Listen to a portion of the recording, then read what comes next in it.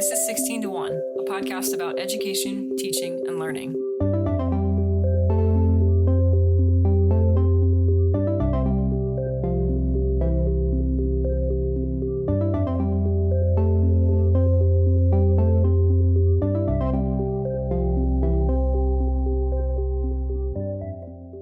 Hi. What are we doing? Oh, what are you doing? What am I doing? What are any of us doing? I'm going to be honest with you, pretty excited right now. Why is that? Because I'm going to get my booster this weekend. Oh, good. And I am ready for it. Yeah, they opened it up. Finally. I'm at like 8 months. I was feeling a little nervous because I had J&J initially, and the efficacy of it. I've been feeling it's still good, but not as good as the other ones. I mean, you were supposed to get a booster after 2 months. Well, yeah, they didn't tell me that until 8 months later. You're right. But well, you haven't. Yes. You're not much behind me. Retroactively, I should have had another one all I will be 8 along. months out from my second one in like 2 weeks. So I'm just not taking any chances. I had Moderna and I'm just ready. I just figure with flu season, it's time. So I'm going to get my Moderna this weekend. And then I'm going to get my flu shot on Tuesday. So I'm feeling inoculated. You're feeling inoculated. Good. I love a good inoculation. Yeah, I'm going to mix mine up and get You need Moderna to. booster. Everyone that I've told that you got J&J is like, oh, get her that Moderna. I mean, it's just, you No, know. you did. It's still a good thing. Well, J&J. it did the job. Yeah. It got us through the height of it. I haven't gotten COVID to my knowledge. To our knowledge. So if that's you and you are also in a similar place of, you know, maybe it's time to be thinking about that booster, you know, just check with your CVS if that applies to you. If you're a teacher in Ohio, it does. I would probably get a flu shot this year too. That's just coming from an English teacher, but it seems like this is a good time just to check back in on all these things. Gonna be sitting in the snot, you might as well get your shot. Oh. Wow. You weren't ready for that one, Did you come up with it? Right on the spot. There's no way. So good. Whose is that? It's mine. That's not. It's a Chelsea We're going to get sued. Original. All right. No, for real. I find it hard to believe, but okay. All right. What are we talking about this week? Well, can we do our thing that's at the top? Oh, yeah, we have announcements. That we already forgot to cover. I forgot announcements. So upcoming news. We already talked about this basically last episode, but I finalized the dates that we'll be taking off. Yeah. We only take off 2 weeks a year, basically. 2 weeks a year. It's we not don't bad. do the pod. And it's Thanksgiving break and Christmas So break. Thursday, November 25th, you'll be missing us. And then Thursday, December 23rd, which I know isn't like the holiday, but we just need a little bit of a break. Because everybody just wants to sit and you're all just hanging at home. be cozy and hang out with family and or open play gifts a video and game. play or games. Don't listen to us. Yeah. Or if you do, just do a rerun. I really like the live one from Yellowstone. And, is that your favorite? It's just really funny to listen back to because it's just me really upset about nature. And I'm glad that we kept it. All right, what's our topic this week? Well, we are talking about popular science and science literacy. It feels like a good time. We started off our show talking about inoculation, so it fits. It's true. We're just keeping up with the theme. This is something that I suppose I like. I like to browse articles, videos, things having to do with just kind of learning about. I didn't know that this had a name. Popular science. But I like it. The stopgap thing that stands like between sciencey science and the rest of the world. Yeah, I do like it. Yeah. It's like that random TikTok channel I found where all she talks about is different bodies of water. Yeah. I've learned so much. Well, we'll talk about TikTok as a medium for this because it's becoming more and more so a popular way for popular science to be communicated. Okay, so what is it? It is science for general audiences. So science in layman's terms. The science that probably most of us and most of our listeners that we're familiar with. So it's, So people without a science background. Yeah. It's Like generally speaking. communication about science and scientific achievements that is sometimes written by scientific journalists and scientists, but not always. Sometimes it's written by people who have really kind of no idea what they're doing, which is fine if you do your research. But so it's science that's kind of just meant to be consumed by a popular audience. It could be, books, film, TV, documentaries, magazine articles. There's a whole magazine called Popular Science. I did find that as I was researching. I was it's like, hard this is... Yeah, it's hard to Google popular science because that's just the name of I the couldn't really magazine. weed through like an article from 7 years ago and actual articles about popular science that aren't the magazine. So why is it important? You might look around and wonder if a lot of the problems in the world and in the media that we encounter might be improved by a little more science literacy. Science? Just in general, science, popular science is usually used as a kind of vehicle to promote science literacy. We get popular science because it's not just scientists who need to understand science. Maybe we should trust less of it, though. Well, I'm going to get to that. Now I'm going back on my first thought. I'm going to get to that because there are, I think, some valid concerns that have to do with pop science and communicating about science more generally. I don't think basically the whole problem that is being solved by pop science is, okay, how do we translate these papers with these interesting studies really only a very small percentage of people in the entire world understand? How do we take those topics and achievements and turn them into something that you and I can talk about? I feel like that's something that is especially hard as a teacher. You know what I mean? Like when I think about, I don't know, I've read a quote. I don't remember where I read this, but at some point it was like, if you can't explain it, simply you don't understand it well enough. You know what I mean? Have you heard that? And this is what comes to mind because I'm sure that plenty of science teachers in my day explained it very simply, and I just still didn't get it. Yeah. But it's hard as like a teacher then to think like, how do we make this bite-sized in a way that's also doing what it is justice? Right. You know what I mean? Like there's like a line there, I think. I mean, I think teachers are a prime audience for popular science writing and communication because teachers do, I mean, especially with younger audiences, you have to be able to communicate pretty complex issues in ways that are simple enough for younger audiences to make sense. Yeah, you're right. No, that's a good point. Yeah, but I mean, other people... You know what I mean, though? Like, generally, like, when I think about, like, is quantum physics ever going to be simple enough for me to understand? And that's, like, why sometimes when you're, like, especially when we've been in Montana, and I remember, what is it? Water boils faster? Oh, the whole problem of atmospheric pressure and the boiling point of water. But I remember being like, just explain this to me like I'm 5. And then I understood it. Yes. That's what I need from everyone. So, I mean, you're not the only one who needs it. We also need politicians and media personalities and even writers and communicators in other fields. We need a broad cross-section of humanity to understand, at least at some baseline level, science. Sure. So it's not an easy task, but we do have a wide range of people who need to have some sort of functional understanding of science. I mean, I think it's particularly interesting in politics when you consider it. The leaders who make decisions about stuff that has to be founded in science a lot of times, how do you communicate to elected officials whose primary job is to serve constituents rather than interpret scientific data? Well, and I mean, I think now there'd probably be more of a push to like vote for someone who has a science background, but 30 years ago, would we be like, oh, this person has no... I mean, yeah. You know what I mean? I would say that they don't have any experience as a politician, so we don't, but they've got a whatever. And that's all I'm saying. Stereotypes of scientists as dweeby people who have trouble communicating are not always ill-founded. Yes, but today if some politician ran and was like, I have a PhD in anything that was chemistry or science related, I'd be like, my vote. Yeah. Take it. Yeah. Save the earth. But, they might not be the ones who can you're right. Win over the populace. But anyway, this is why we need to have informed elected officials. So this is a place where popular science can step in and do some work, but it's hard. It's a difficult task, I guess I would say. Yeah, I would agree. Some of the really big issues that are confronting us these days that I think make the case for popular science, COVID. COVID would be one of them. Oh, that thing. COVID has made the conversation about science and science literacy in this country more urgent, I think. It's also highlighted a lot of the problems, I mean, especially around digital media, but not necessarily limited to that. It's highlighted a lot of problems in the way that we as a country and as a world have communicated about science and scientific findings. And it's also become a really interesting social psychology experiment in terms of, well, okay, there is misinformation, there are conspiracy theories. What is the role of science in combating all of that? I think I have more questions than answers when it comes to this podcast episode. I do too. Now that I'm thinking, I'm like, oh, I can stand to find that out. Yeah. Another couple of big ones are just like climate change. We've been fighting that one a bit longer than COVID-19, but, same principle applies.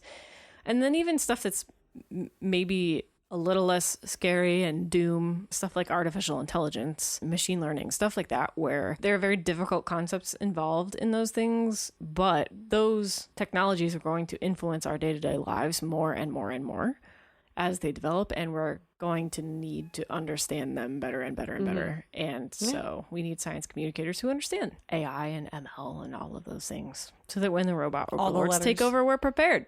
I'm already losing. Well, because you yell at the Alexa. Because she's annoying. Anyways.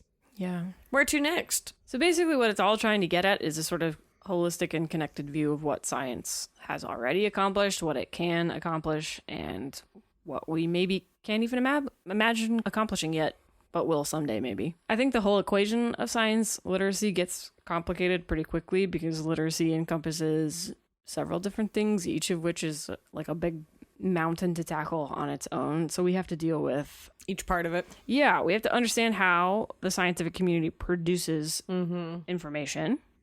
How they come to those, How do you go about the work of science? That's part of science literacy. You have to understand how media repackage it and share it and get it out into the world. And consider that when consuming it. Yes. And then you also have to talk about how people encounter what has already been filtered through the media, how they encounter it, and how they form opinions about it. So there's like social psychology, there's, scientific method, basically. You got to understand each part of all of that to understand what it means to be scientifically literate. And I don't even think we have a good working definition of what it really means to be scientifically literate. The things that are like popping into my head are like thinking about the studies that have maybe proven or disproven something. And then when you realize who funded the research, and it's like, well, that checks out. That's a problem. So like, that's part of the thing is like, is it a valid finding? Right. Maybe. But also, do we have to consider who funded this? Because what does it do for them? Like, and even if you do, for example, get a valid finding in what might be maybe a study with biased sources of funding or something, so you might actually have valid results. That's what I'm saying. Like, but in that case, you have to see like, okay, well, what question were they really asking in this experiment? Yeah. Was that question answered? Is that question really related to these broader political, societal, socioeconomic goals, whatever it may be? Yep. It's very difficult to connect all of the dots. You can read something and be like, oh, this is valid. And then you're like, oh, it was paid for by Coca-Cola. Or like, like I'm thinking about like some of these, especially you read about them a lot with like food and sugar and that kind of thing. Right. Or aspartame, or even I'm talking about like, but when you look at like, oh, who gave the dollars? Oh, someone who directly benefits from yes or no to this. Like you said, is the valid study? Yes, could be. Are you going to trust the results of a study that suggests you should drink more milk that was funded by the dairy industry? That's that kind of thing. I'm still falling for it. You still are drinking all of the milk. You're fine. I use those got milk ads in class even. That's how effective they were. Tell me you don't remember Michael Jordan with a milk mustache. Oh, I do. Do. Those ads were ubiquitous. It's true. I'm still on team milk is good for you. Wow. As someone who's broken plenty of bones. Well, maybe milk isn't so good for you then. See, what are the findings tell you in that case? Calcium, but 3 broken fingers and a broken leg suggest otherwise. Yeah. It wasn't their fault. It was milk's fault. You just weren't drinking enough milk. I wasn't drinking that good vitamin whole milk. That's what they will that makes me ill to think about as I drink my 2%. Yeah. Wow. I'm a 2% person myself. I used to drink skim milk. Ew. Yeah. That's like milk flavored water. That's what my mom calls skim milk flavored water. Well then. Anyways, but this all like comes down to, do we even know enough to make informed decisions based on all of these factors? Yeah. Like that's the question still. Informed decisions just about our daily lives. And, like, can you make an informed decision while also admitting that you understand the bias? That like those are the types of things. Like, yes, is milk good for you? Sure, but also does the dairy. You know what I'm saying? I think like it's multi-level because it's like you have to be able to go through to be like, if this, then yes, but also.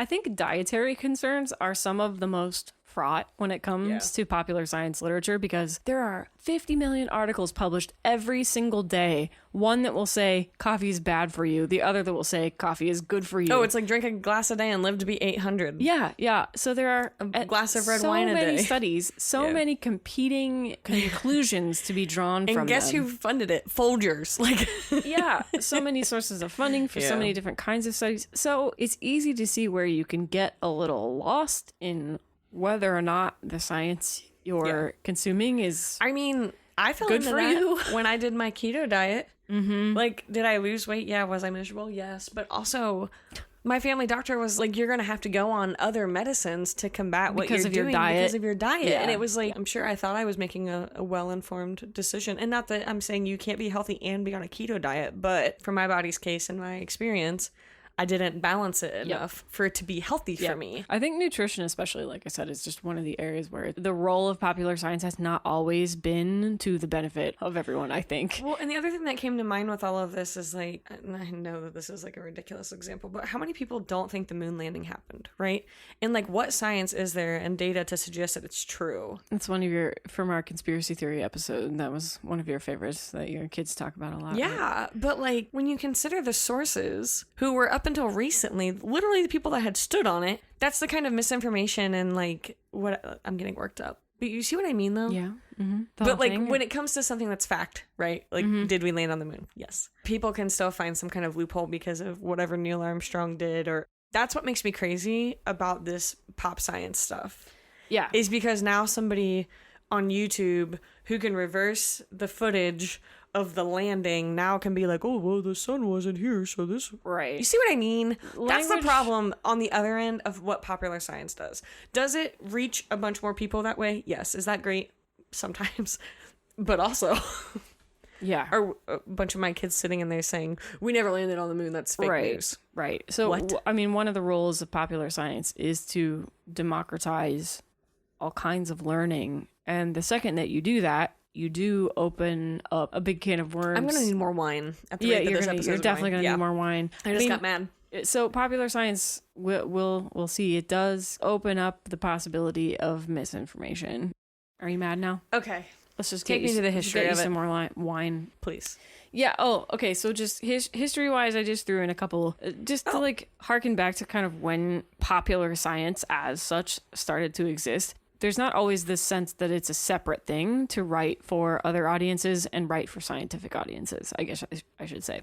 So there's this woman named Mary Somerville. She was an early and pretty successful science writer. Yes. Queen. In the 19th century.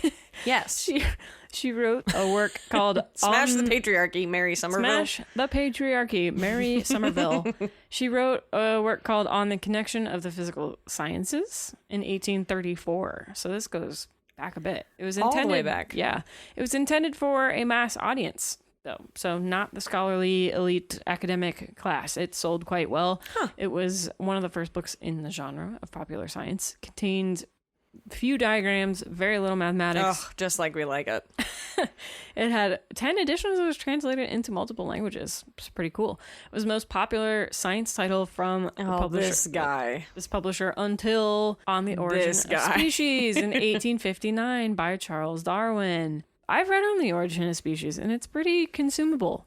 It can get in the weeds a little bit about... In the weeds of species. In the weeds of various species. Okay. But I think some readers would struggle, but I don't think it's so sciencey sounding that you can't just pick it up and read it like a book. Okay.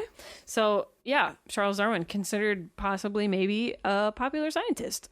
He definitely for sure looms large in the minds of modern science people. Sure. You can't escape Darwinism. Darwin and Darwin's contribution to evolutionary biology. So, also very misunderstood. You might say we're living it right now. Yeah, I would say also very misunderstood, and this is again another problem for pop science, but people tend to use Darwinian to mean kind of in opposition to, and you and I have even had conversations about this, but people use it as kind of like a cudgel in opposition to religious narratives of various sorts. And I don't think, from what I remember of having read this work, I don't think that they necessarily are meant to be in competition or to cancel one another out or anything. But that's part of this whole conversation, is learning to draw conclusions like that ourselves from scientific works, which is not always easy to do. So Yeah. this other next one that I want to mention was Relativity, the Special and General Theory. I've also read this one. This one's a little harder because there's math in it, equations and like symbols numbers. and stuff. But it's Einstein. He even says in the book that he says he wants to give an exact insight into the theory of relativity to those readers who, from a general scientific and philosophical point of view, are interested in the theory, but who are not conversant with the mathematical apparatus of theoretical physics. which in itself is a mouthful. I'm just blinking. You all can't hear it, but I'm just blinking. It's an accessible primer to the concept of relativity. It is. I think you could pick it up and read it just fine. I'll add it to my list. There are mathematical principles in it, but there's nothing that's so overwhelming that it can't be accessed by a lot of general audiences, I think. Okay. Yeah. I'll throw that to my students this year and just say, this is accessible for you. Yeah. Yeah. Dive in. See how they Meducky. See how they take it. Meducky. All right. Why don't you tell us about this? Is gonna be my favorite section, the pop sci of our youth. I'm going to cateify. I'm going to use that for that. Cateify. Yeah. Okay. Because I'm going to talk about things that I can talk about That's fine. that are at my level.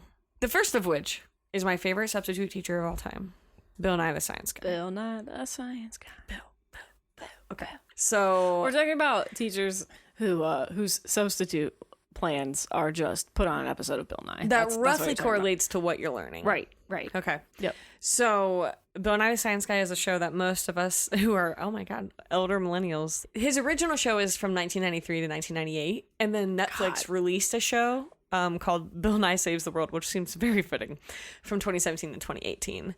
But he also has made tons of media appearances as, you know, a science educator. Yeah. I loved this show as a kid. I would watch it. Any chance it came on, I would watch. You know, we probably should have thrown Wishbone a bone here. Wishbone. Wishbone was doing for literature what Bill Nye was doing for science. I have kind a distinct. I'm just thinking of more teachers who taught us as young people, and Wishbone is on my list. Uh-huh, but you're right. sure. I guess can't really remember a science episode. Well, Bill Nye was very focused on science, and Yeah, I right. do remember COSI. It's a Columbus area science. What is it? Center of Science and Industry. There Okay, we have this museum close by Columbus. Center of Science and Industry. What's the O stand for? Of. Oh, the Columbus Center of Science and Industry. What? That's not what I read. The Center? center. Yeah, I know. It's not the Columbus Center. It's not No. COSI. Okay. COSI. Sorry. The Center of Science and Industry in Columbus. Sorry, I just meant to say it's in Columbus. But COSI. COSI. It really felt like you were walking onto the TV set of Bill Nye's show to go there, because it was just like very much interactive and all these kinds of displays and all this interesting stuff. It made science really fun, especially for young audiences. Oh, I loved it. I loved going to COSI when I was younger. I was obsessed with Bill Nye too as a kid. Yeah. And I think Bill Nye is a little bit tricky these days, because Bill Nye has become something of a polarizing political figure now, which contributes to the problem that we're talking about, because he is, I would say, very left-leaning as far as I can tell. And that's okay. You can have your political beliefs, but part of the problem that popular science faces is a highly polarized political environment where everything can become misinformation really quickly. Yeah. And I think that as much as I loved Bill Nye as a kid, I do understand why people can find it difficult to continue to trust in scientific sources that they felt were unbiased or whatever it was as they evolved, because he does kind of verge a little bit into the territory of angry science guy screaming about whatever it is that he's mad about in a given week, which I mean, again, as much as I might sympathize with whatever it is that he's mad about, I do think it contributes to the general problem of popular science sometimes being difficult for some audiences to swallow. That's fair. Yeah. Okay. Yeah. So that's Bill. That's Bill. What's the next one? Okay. So next. This one's going to be your most favorite, right?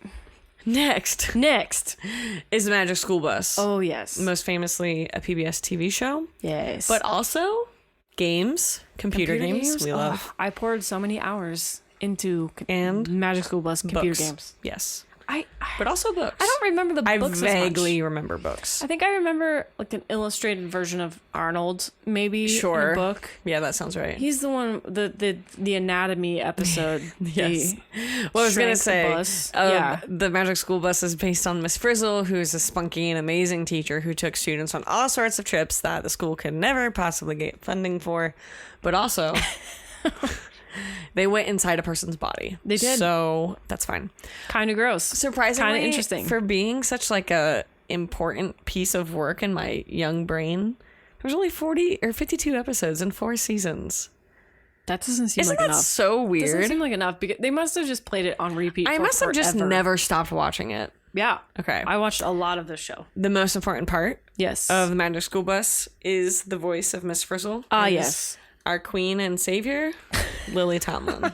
This show actually won multiple Daytime Emmy Awards. Yeah. So good stuff. That's really cool. I did not know that she strong was the voice Lily of Miss Tomlin Frizzle. vibes in Miss Frizzle. We were watching, what's that other show that she's in? The Grace and Frankie. Grace and Frankie. We were watching. I mean, she's been in so much, you know. She's like SNL. How West dare Wing. you? No. She's been in so many things. She's fantastic, but I never realized. I came to love Lily Tomlin afterwards, but never realized that she was the voice of Miss Frizzle. I have decided that my last years on this earth are going to be dedicated to becoming Lily Tomlin. You're pretty close already. Your hair's close. You're right. I would say. That's what I'm going for. You've got the length I and just the curliness. I want to be able to wear what she wears. She loves a vest. A long like a vest. big, long, flowy, She loves that. hippie-looking thing. She just lets her hair do it at once. Birkenstocks. I love that. Oh gosh, I know. See, I'm like on my way. You're most of the way there. My goal is just to be Lily Tomlin, and if I was half as funny as her, it'd be over for everybody. Yeah. Okay. Anyways. Yeah, definitely. The last youth figure that I have, Jungle Jack Hanna, who is a favorite. As we are Highlands, we have to list Jungle Jack on our list. We do. It's true. Well, if you don't know who he is, he's an American zookeeper, and he is the director emeritus of the Columbus Zoo and Aquarium. He really took it to another level. It is truly, and I'm very biased, but it is absolutely one of the best zoos in America. 100%. And a lot of what Jungle Jack focused on was taking animals out of cages and making like habitats for them to live in. And that wasn't super popular like at the time that he was doing it. But He's going for a more humane. Columbus Zoo and Aquarium also works with the Wilds, which is a different sort of animal conservation project that's also in southeastern Ohio. Huge. And then land was provided to the Wilds by AEP, the American Electric Power Company. Yeah, it's reclaimed strip mining. Yeah, land, right? so they've actually like done good with something that has really hit southeastern Ohio. But the Wilds and the Columbus Zoo are like a partnership basically. Now let me eat my words very quickly. The Columbus Zoo is in some hot water right now. Yeah, there's some weird Jungle Jack- controversy about spending money and stuff. He has, I think it's Alzheimer's, but I think he's probably going to get wrapped up into this money issue. So I want to be very clear. I know that he is not a perfect man, but he did really good stuff for Columbus Zoo. And I'm also just saying this as kind of a precursor that if it comes out that he was involved in this, then I'm sorry, but he was an important part of our youth. Yes. And so he basically became so famous not only because of his work with the zoo, but also because he had a nature documentary that was like a video/TV series that ran from 1993 to 2008, and it's still in active distribution. It was called Jack Hanna's Animal Adventures. He also visited like the Tonight. I mean, he has been on more TV appearances than like anybody has any business doing, and he always brought animals. He's and it was kind of on the hilarious. level of like Steve Irwin. He's that kind he's of. like our Steve Irwin basically. But what I thought was really interesting about Jack Hanna is that his mainstream recognition basically is because his show meets programming criteria for the U.S.'s federally mandated educational and information requirements, and that's something that all stations must follow. Wow. So because of this program is available for syndication up to 5 days a week, and it covers all but about a half hour of the 3-hour educational informational requirement. Interesting. Isn't that fascinating? So you can always turn on the TV and find they're just like Jack checking Hanna. the boxes with Jungle Jack basically. Interesting. But I will say I got to meet Jungle Jack at a Columbus Blue Jackets game when I was very I've met young. him a couple times too. Very kind, very, very nice. His wife Susie is also just very, very, I was a real fan. So, like I said, Jungle Jack might not be perfect, but he was an important part of our childhood. Yep. And because, like I said, even still, like up until, he quit making appearances, I would still find his clips on YouTube because I always thought it was so funny to see like a lemur flop around Jimmy Fallon's head or like whatever. He always put the hosts in the spot of like dealing with the animals. So those were my top 3. Did you have any?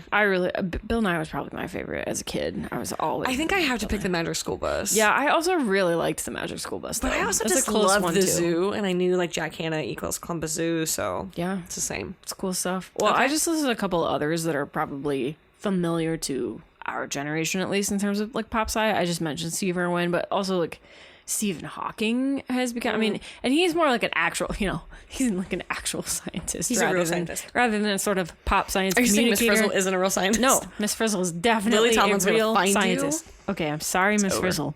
Stephen Hawking The other thing that I mentioned here was the way things work. I don't know if I've heard of this. Had this in your life, but I think it was a book that was also maybe turned into a computer game, but it's particularly geared toward physics, probably more than anything else. But it was about how things in the world work. So like machines, well named, and electronics, systems engineering, stuff like that. It was just it's like that guy who did the show for Dirty Jobs.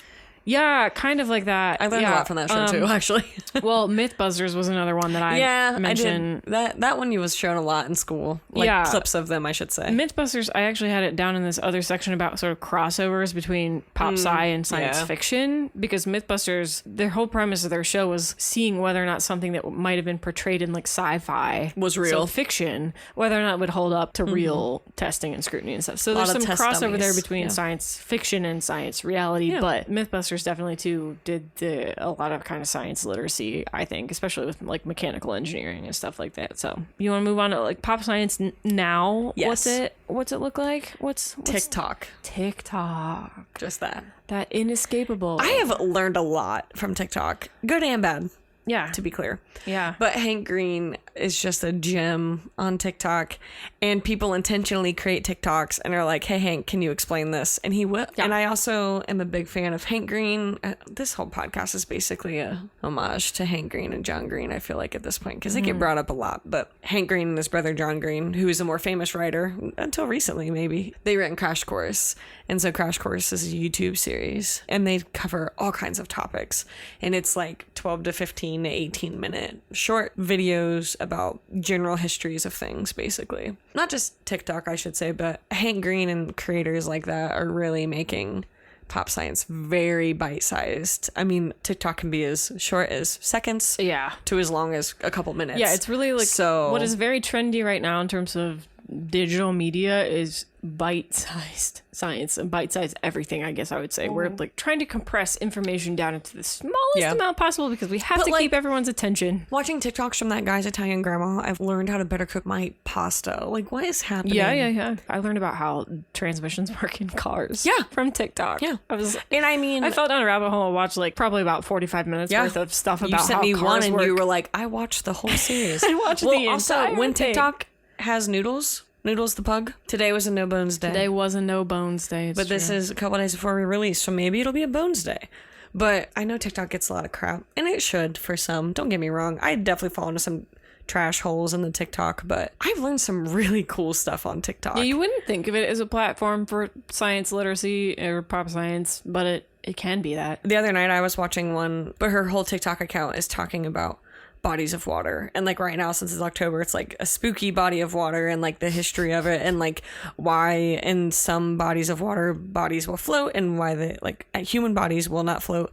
And the other night you just looked at me and you were like, are you good? And I was like, oh, this is some river, and like it's just kind of fun. Yeah. And I would have never, but that's exactly the kind of stuff I want to learn about. Yeah. I want like bite-sized stuff that's like stuff that trivia. Is cool that's about what I want. World. Yeah. So pop science is great for TikTok because that's exactly what this is. Yep. I had Twitter on here too because I have some beefs with some pop scientists on Twitter. I'll let you handle that. Yeah. Well, so I mentioned like Neil deGrasse Tyson and Richard Dawkins because they're two of the most annoying men on Twitter. Richard Dawkins somehow. Yeah. Well, how could you? He's so loud. Can you read the first bullet point under Twitter doofuses? Yeah, it says I'll let you handle this one because you get big angry. I do get big angry. Angy. Oh, you get big right. angy. I get big angy. If there's one way to get Chelsea to talk, it's to just bring up Neil deGrasse Tyson. So like, here's casually the deal. In passing. Here's the deal, and this is why it makes me sad because these guys, they think they're hot. But I think what they do is discourage science literacy rather than encourage it. Because when you're either, one, super pedantic, or two, just intentionally inflammatory, which that's more like the Dawkins case. Neil deGrasse Tyson is super, super pedantic. Neither of those attitudes toward science communication is a good look for science. And as much as... I'm surprised Elon Musk isn't in this list for you. Oh, God. He should be. He's okay. Equally annoying. He's equal parts annoying. Your response was exactly the proof I needed. He's equal parts pedantic and inflammatory. So, he really should checking the cross boxes the categories here. But I guess I just think that pedantry is not the same thing as science. Being like, well, actually, in somebody's mentions, that's not what science is or does. It's also not productive. No, it's not productive either. But real science seeks to further humanity and humanity's concerns in the universe and to explore every corner of everything. And that requires, in my opinion, an attitude of humility. And, you know, Neil deGrasse Tyson does not have that. No, he's the opposite of that. So anyway, I guess I just mentioned them is because I think they give popular science a bad name, and I think it's too bad because that kind of stuff, the algorithm, it features that stuff prominently because it gets more traffic on social media sites. So it's sad to me that it can be a form that popular science takes, and I wish it weren't, but it is. Anyway, that's my rant about Twitter doofuses. Good. So the crossovers. Do you want to go there? Crossovers between pop science and science fiction. You know what? I think I'm going to take over just really quickly. Okay, you go ahead. Because here's what I know about Chelsea. Yes. If there's one thing that she loves, it is Star Trek. It's true. Can I tell a brief story about you and your love of Star Trek? Of course you can. That's podcast appropriate. Absolutely. Chelsea's other truest love, aside from Star Trek, is the Renaissance Festival. And we were at the Renaissance Festival a few weeks ago. And let it be known that all of Chelsea's friends know that this is also true of her. Yeah, I'm the biggest doofus on the block. Was in a shop by herself. And myself and two of our other friends saw a group of Star Trek people walking through Fest. Like grown people dressed as Star Trek whatevers, you know. And the three of us, my two friends and I, look at each other, just make immediate eye contact, and then we look in the direction of the store, the shop that Chelsea's in, and we just start screaming her name, and she just comes like running out because she thinks something's obviously wrong, but it's actually like the entire cast of Star Trek is just waiting on her. It's a horde of people cosplaying. She got a picture, and I've never seen her so happy. She has never smiled so genuine as she did with this group of Trekkies. Yeah. But on top of there's just a large group of people in Star Trek uniforms. It was amazing. She was the only one not in the outfit, and they still welcomed her. Yeah, I was a pirate. This goes to prove anytime that something is referenced, actually, I'm just going to say anytime ever, because there's always a connection to Star Trek. And she will go into the actual scientific nature and proof and like the way that the science can work in Star Trek. So if there's a crossover that works for this, I think this was actually just Chelsea's reason to talk about Star Trek. Now that I'm I really just wanted a reason to talk about Star Trek. But you always go on about like, oh, this technology is this and this and this, and it's like, it's true. Actually, it works. Well, a lot of it. The reason I wanted to bring it up is because, like you're talking about with me and my obsession with Star Trek, science fiction can and does encourage interest in actual real science. There are a lot of crossovers with fiction that can get people interested. So a couple other examples I put were like Isaac Asimov, Star Trek, like you mentioned, Hank Green's books, which we already mentioned, which were really good. We actually talked about those on another episode, I'm pretty sure. Mythbusters, which I also mentioned. They're bridging a gap between popular science and science fiction, and like literature and TV and movies and all of this stuff. What's the other one? Oh, Stargate. Stargate is the one that I was talking with you about, the TV show Stargate. I think I was talking to you about how the physics in that show, it tries to be a little more true to actual physics than even like Star Trek is. But I just think it's really fun to see actual science at work in these, and it works, popular forms of media. People consume them, and it makes them ask questions like, hey, how does the world actually work? Are these faster than light spaceships possible? Can we really build engines like that? What does it take to, explore beyond our own galaxy? All these kinds of questions are questions that people start asking because they consume popular science literature. Infinity and beyond. Oh, wrong show. So yeah, big fan of all the sci-fi for sure. Sorry, not to cut off your Star Trek, but no, I know absolutely. that this will get one until the next episode. I'm done with Star Trek. So what are the challenges? What do we do? How do we still consume it? What do I want to say? How do we still consume it knowing the potential for the bias? Yeah.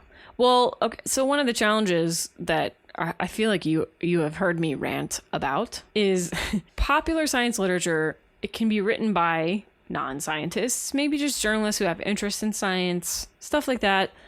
It might be written by somebody who has a bit more limited understanding of the subject they're interpreting. So it can kind of be when those writers might go astray or might oversimplify or might create analogies that don't actually make sense in an effort to simplify. Yeah. When that stuff happens, it can be really difficult for non-experts to identify what might actually be misleading or incorrect or overly simplified or whatever. So we can start to blur boundaries a little bit between real science and pseudoscience, and it's not great. So in addition to that, we're not really sure, like I think I mentioned earlier, we're not really sure how to measure science literacy. We're not really sure how to point at a person and say, yes, you're scientifically literate. That's or what no, I mean, you're not. yeah. We also don't really know how to increase it. So I was reading some studies. I also agree with that. I was reading some studies, some actual, studies carried out by sciencey type people that were published in sciencey type publications. Love sciencey people. Yeah, sciencey people. They don't really know how to confront this problem, especially in light of the way that misinformation can spread in digital media. So this is not a solved problem for sure. There's also this thought, and actually I follow like philosophy Twitter. I'm interested in some stuff from my previous life undergrad studying philosophy, but I was following people and they were all dunking on some guy who tweeted that it's just like, hey, if you're writing a paper of philosophy, please don't try to make it cute or interesting. Just make it. He was essentially saying make it as bland as possible. So I, being an academic philosopher, so I don't have to work that hard to make my way through all of this stuff that tries to make it accessible. And people were just like, so you want philosophy to be as boring and dry as possible so that nobody will be interested in reading it ever. Sure. So it's basically like philosophy gets That's a bad exactly rap what turns me away from reading about this right. So it can be fascinating and it can be presented in a really engaging way, but it's very commonly in academic circles not. So the real question is, just like philosophy, does science writing have to be bone dry and boring and totally inaccessible to lay people? Or should scientists maybe be publishing things, not behind these paywalled scientific journals, but should scientists be publishing more popular science writing so that more people can be interested in science and science literacy? So what we're risking if we don't get all of this right is continuing down this path of disagreement and skepticism and eventually relativism, because if you can be skeptical about science and scientific evidence and scientific findings, which again, like we've talked about, there are reasons to be skeptical of those things sometimes. If you can be skeptical about that, it kind of leads to this point of being like, well, none of it really matters because that's just your opinion. And that's really the danger of writing in a way that is meant to be accessible. Making something accessible means filtering it through your lens and filtering it through a system of values and beliefs that can make it treacherous. So that's really the challenge that is those are my questions, right? Yeah, I don't think we have answers to it, but that's really what's going on with this whole episode, this whole problem. All right, any wrap up thoughts on it's pop just like, science literacy? Anything? No, I mean they're just you questions. Want to get off your chest? No, it's just questions that there are no answers to. Yeah. How do you find a relevant source that somebody who doubts would believe? Yeah, we see that a lot. Like, how do you source when somebody has doubts or is worried about something? How do you source something that they'll understand my example or believe? Of the moon landing, right? Like, what could I present to you that would make you believe it? And I don't. Maybe the answer is that there isn't anything. Because everything that I would consider a valid source has been discredited because of whatever. Well, yeah, we also it's just a lot of it's tied up in the question of expertise and what that's a good point. Status experts hold, and I personally I have a healthy attitude of not exactly skepticism, but just like questioning of pretty much everything. You are definitely more likely to do that than I am. I just question a lot, and I do not trust question in the way just that because they're experts. Yeah, I don't do that in the way that you do. But I also just it hurts. Well, I just need to. I personally need to feel like I have at least some kind of basic granular understanding of a problem before I'll be like, okay, that makes sense or that doesn't make sense. And if not, if I don't get to that point, I'll just be like, I don't know, and I'm comfortable saying I don't know. That's fair. Like we've even asked each other kind of pretty charged political questions. There's some issues where I'm just like, I don't have an answer, and I probably won't have an answer, and I'm okay with not having an answer. And I think that part of building science literacy might have to mean that we become more comfortable with that kind of discomfort. I think that's somewhere that you and I definitely differ. You are fine accepting that there might not be an answer, and that does not sit well with me. I want an answer. Yeah, there's not an answer for every question. Okay. Some of the most important ones have fewest attempts at answers. Sorry. No, it's okay. You know what we do have answers for? What do we have answer for? Last episode's question. Are you impressed? Fill in the blank. That's the smoothest. That's a good transition. Nearly the smoothest that transition's ever been. Very good transition. Do you want to do... Oh, this is your question. Okay. You have to read this one. I love my girl. Okay, last episode's question. You've got it, though. This is about my favorite famous bear.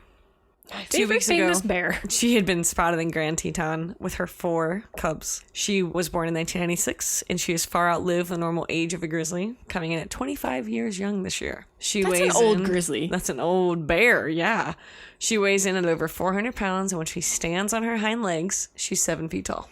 She's raised more than 16 cubs and grand cubs, losing half to human error, like getting hit by cars. And she's been seen by visitors to Grand Tetons, teaching her cubs how to hunt, how to look both ways when crossing the street, and how to avoid human interactions, even though she historically lives close to the roads so that she avoids the male grizzlies killing her young. The whole thing about teaching them how to cross the road is so cute. So many people have reported on seeing her do this. She's attempted to attack 2 different humans for getting too close to her young, who I'm going to say deserved it. But she never killed them. This is coming from the person who wants to hug a buffalo more than she wants to live this earth. Okay, so it's fine. Kate has an unhealthy attachment to the idea of hugging a buffalo. I would hug her too.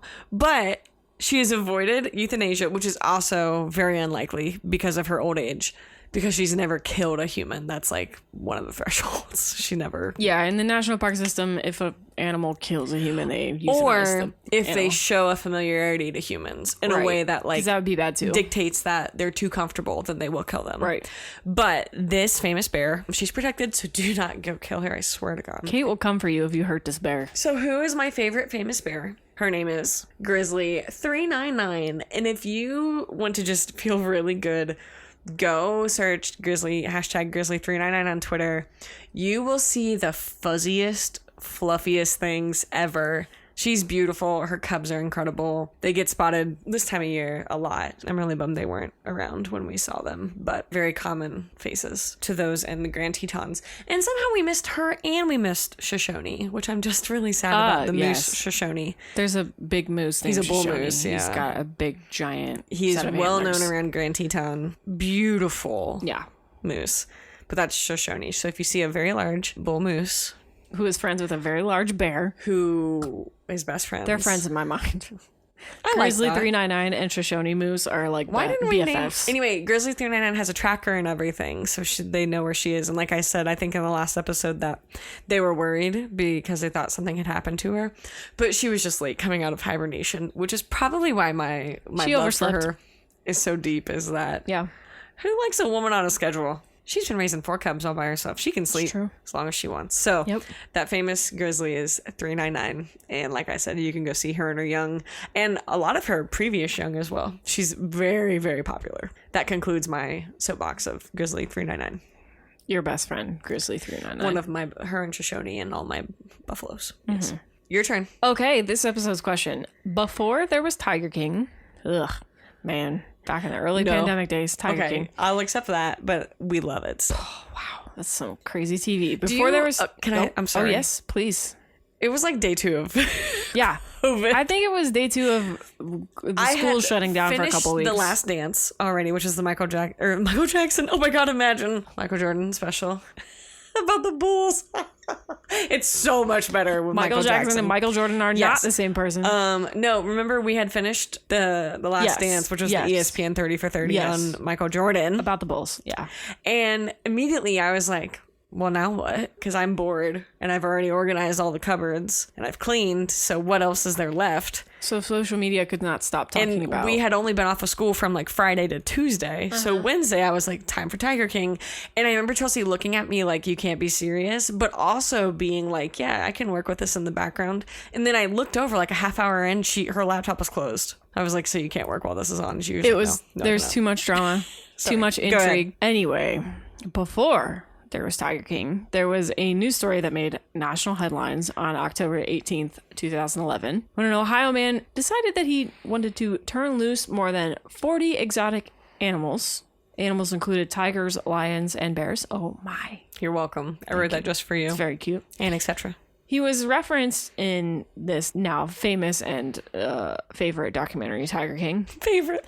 Also, our previously mentioned Jungle Jack Hanna showed up on the scene of this news event to report about it and help locate missing animals. So what was the name of the man who let loose all of his exotic animals in southeastern Ohio? Very famous news event. It's actually mentioned in the beginning of Tiger King. It is. And like I said, well, I was like, yes, our Jungle Jack showed up. Embarrassment. Yeah, Jungle Jack showed up that day to try to help track and guide police and other people who, I mean, how do you respond to this event? So you were in college. I was also. I was also in college. I was in college very close. So you were in college to this event. close enough to point physically where speaking. People were like, hey, maybe don't leave your dorms because there could be tigers. We received a text that was like, stay in your dorms. My mom was worried about letting the dog out at night because there could be wild, giant, big cats running around. Looking back on it now, none of the animals even got off the property. But I will link to an article. But it was a full circle because Jungle Jack showed up that day.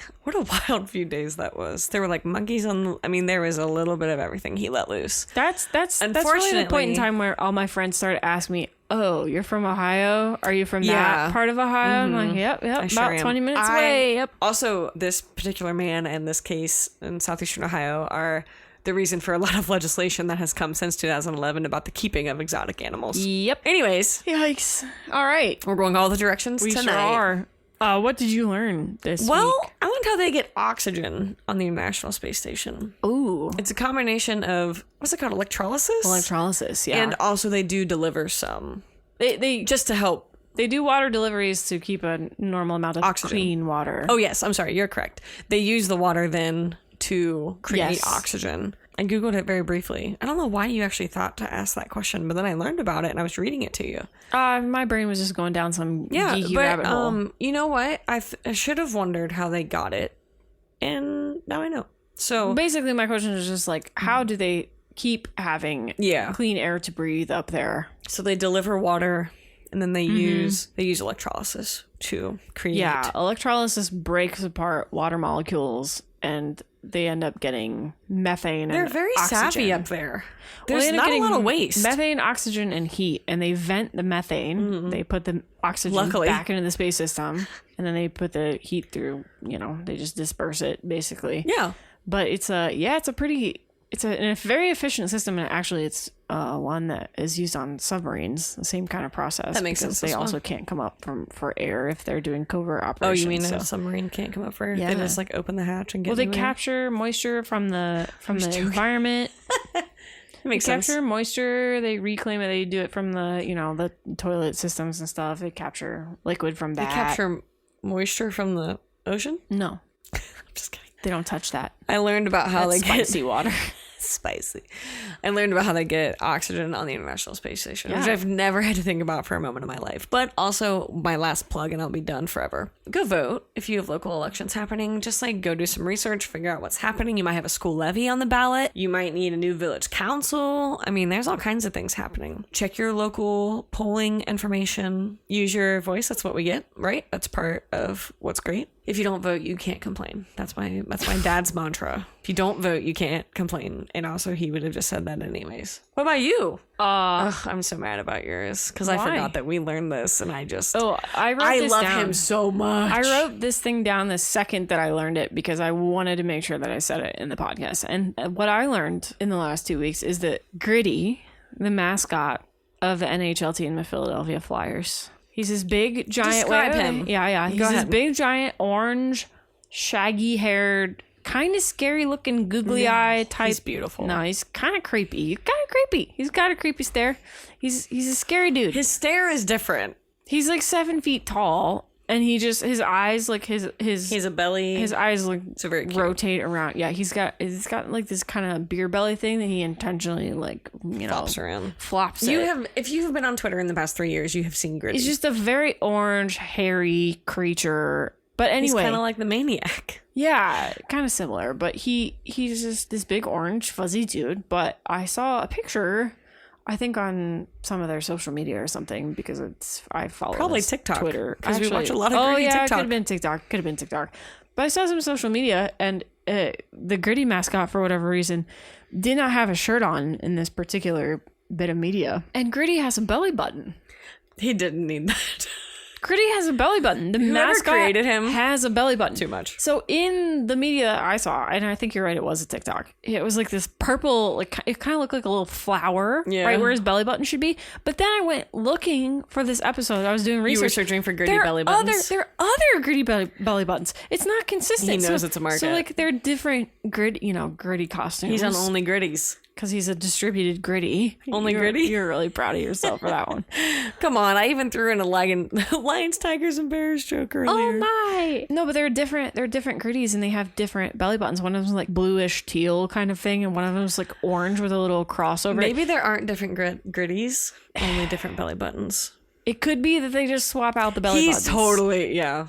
Anyways. But it was pretty disturbing to learn that this big, giant, scary mascot has a belly button. So I respect that's what I learned this week, that Gritty has a belly button. Great chat. Wow, what an episode. We covered a lot of territory.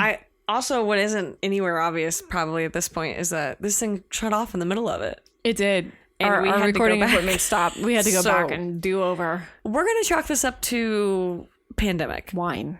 Oh. Those are the same things. We went to different places, but it's the same place in the end. It's a circle. All right, ready to go? Good night. Peace. Good night. Good night.